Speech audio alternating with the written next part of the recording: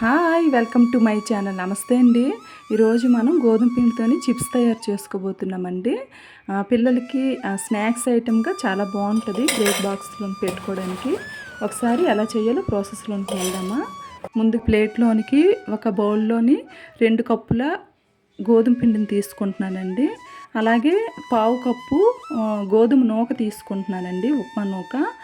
4 వాటా వేసుకోవాలి, తగినంత సాల్ట్ వేసుకోవాలి. ఇదంతా ఒకసారి కలిపేసి ఒక 2 స్పూన్ల నెయ్యి వేసుకొని ఈ నెయ్యి అంతా ఈ పిండికి అంటేలా మనం బాగా కలిపేసుకోవాలండి.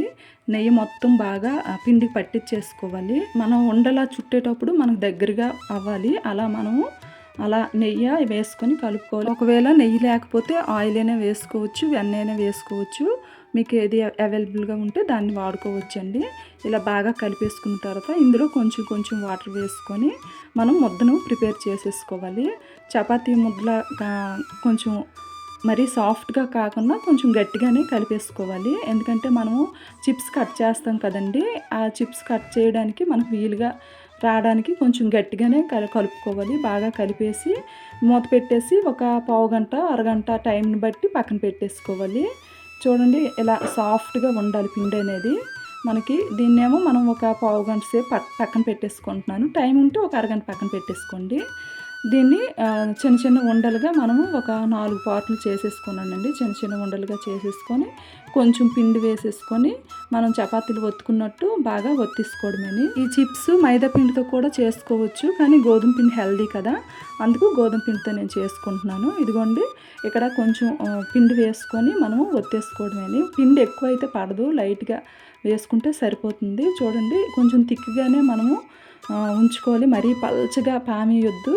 చూడండి, నేను చూపిస్తాను. అలా మనం పామేసుకుంటే సరిపోతుంది. అలా ఆ మందంగా ఉన్నట్లుగా పామేసుకొని మన దగ్గర కట్టర్ ఏదైనా ఉంటే పిజ్జా కట్టర్ కానీ చాక్ కానీ దేంతోనైనా సరే చాలా సన్నంగా, ఎంత సన్నంగా వీలైతే అంత సన్నంగా నిలువుగా కట్ చేసేసుకోవాలి. నిలువుగా కట్ చేసుకొని క్రాస్గా కట్ చేసేసుకోవాలండి. మనకి చిప్స్ ఆకారం వస్తుంది.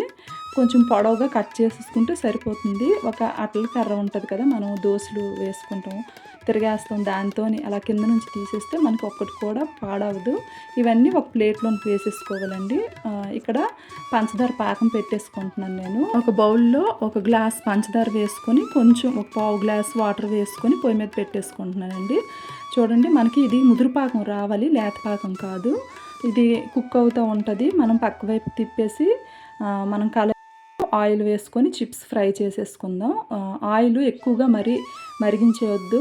కొంచెం మరిగిన తర్వాత చిప్స్ వేసేసి పెద్ద మంట పెట్టేసుకొని సగం వేగిన తర్వాత సిమ్లోకి టర్న్ చేసేసి బాగా కలర్ వచ్చేంత వరకు మనం వేయించుకోవాలండి.